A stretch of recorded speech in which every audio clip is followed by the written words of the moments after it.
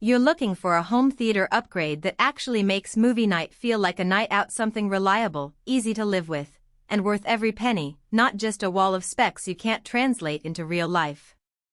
Link is in the description if you want to check the product details on Amazon. That's the place you'll go if you decide you've done enough thinking and want to see the price, the exact bundle, and the 3-year Amber protection plan that Sony includes with this model. When you're standing in the aisle or scrolling through endless listings, the biggest hesitation is always the same: will this really improve what I'm hearing, or am I just paying for a fancy logo? A lot of people buy a soundbar, set it up, and end up with louder volume but the same mushy dialogue they heard on the TV speakers. The risk of splurging on a system that sounds great on paper but leaves you reaching for subtitles is real, especially when your living room is already filled with furniture that can absorb or reflect sound in unpredictable ways.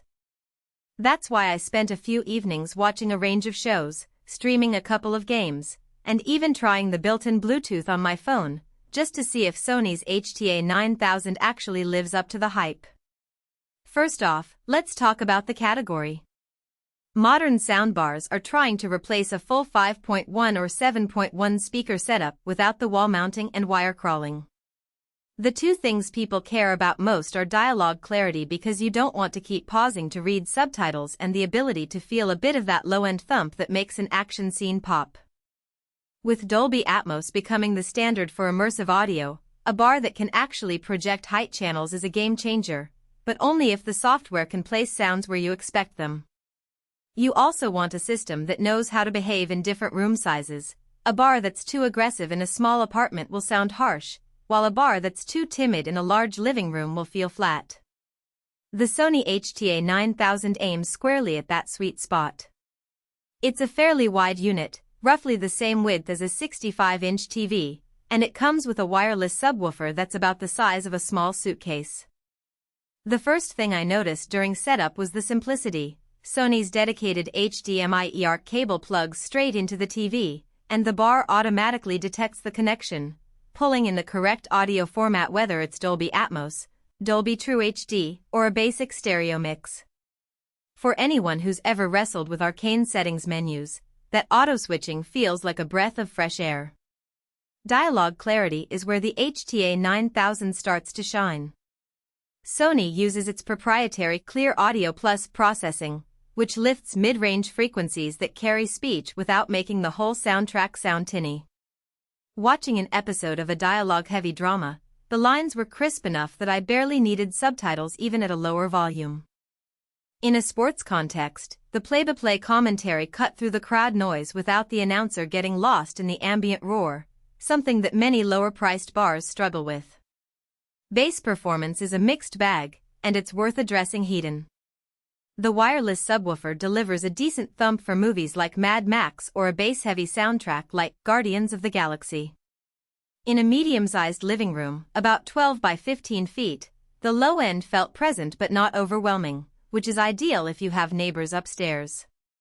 However, if you're used to the deep, room-shaking bass of a dedicated subwoofer cabinet in a home theater, you'll notice that the HTA9000 sub is a bit more restrained. It's still a solid improvement over TV speakers, but it isn't trying to replace a full 12-inch sub in a dedicated system. Surround effect is where Dolby Atmos comes into play. The bar has upward-firing drivers that bounce sound off the ceiling, creating a sense of height without the need for ceiling speakers.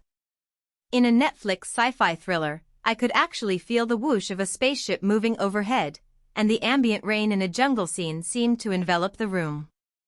The effect is most noticeable when you sit centrally, directly in front of the bar.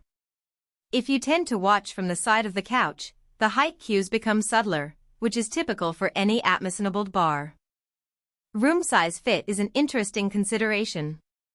Sony advertises the HTA9000 as suitable for large rooms, and the bar's DSP includes a room calibration mode that uses the TV's built-in microphone to assess acoustic reflections. In a bigger family room with high ceilings, the calibration helped tame some echo, but you'll still want to keep the bar a few inches away from the wall to avoid excessive bass buildup. In a compact studio apartment, the bar can feel a little dominant, especially the sub's low frequencies, which may cause slight rattling on lighter furniture. So if your space is under 150 square feet, you might be better off with a smaller, more discreet model. Connectivity-wise, the A9000 covers all the bases. Besides HDMI eARC, there are